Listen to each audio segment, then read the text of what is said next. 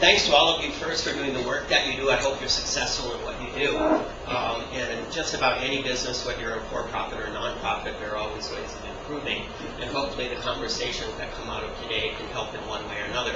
If they cause indigestion, it's not Ed's fault. So we'll give you that caveat up front. It's rather curious to a lot of people that someone who, quote, is a branding person would be talking about the importance of culture in an organization, but when you look at the essence of it, that is the essence of your organization. Who you are, what you believe in, how you do what you do, who you talk to, how you explain, all of the interactions that you have need to be guided by certain things. Typically those in business speak are called your mission, vision, and values. And I like to look at them as navigational stones. In North Kohala, there's a heiau, Holomoana, which was used to teach people to become navigators. And there are 14 stones there, and inside of each of those stones is all of the knowledge that you need to know to navigate the channels to be a good captain. All of the lessons are built in there. So typically in business, there are 3 stones that people use, which makes a whole lot of sense because in navigation, without triangulation, you never know where you are. So Kim taught me this many years ago. About your mission, vision, and values. Mission is very direct, sort of take that hill.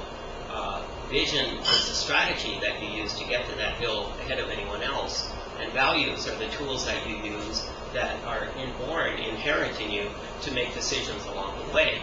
Do I run over that old lady to get to the hill? No, I help her across the street, but that's going to slow me down. So there's inevitably tensions between the 3. So, but if you're very clear about who you are and what you believe in and where you're going, patience is a virtue, and at times you can accelerate. So branding fundamentally is a storytelling process. Branding is really weird. If you take a look at the evolution of marketing corporations and their ideas, it kind of, the first big wave started in the 60s. It was called corporate identity. Then that led into marketing identity, and then that led into branding. And it's basically the priests trying to invent new language so they can stay ahead of the game and offer something else in the market that no one else is marketing. Landor, one of the preeminent branding firms in the world, at one point on their website had a branding dictionary of over 100 words. And I was trying to figure this out because branding fundamentally is about communication, so why would you obfuscate communication by coming up with a terminology that no one understood? So being from here and being a human being and understanding that if branding speak only works for branders and there's not a whole lot of them out there, we all know that Hawaii is a very narrative culture. What do we do when we hang out in the garage? We talk story, right? What do we talk story about? Hawaii, good stuff, families, friends, funny things, all of the good stuff. So we really take a storytelling approach to how we work with organizations. And there are good storytellers, there are bad storytellers, there are funny storytellers, there are kolohe storytellers. I mean, we have a lot of different kinds of storytellers. So every person has their own way of telling the story, and every company has their own way of telling the story. And to the degree that your company or your organization is different, also provides you the opportunity to tell a story that is different. So really, what this is about today is taking a look at the essence of how we tell stories, and that essence comes out of our identity as people, our identity as organizations, and things like that.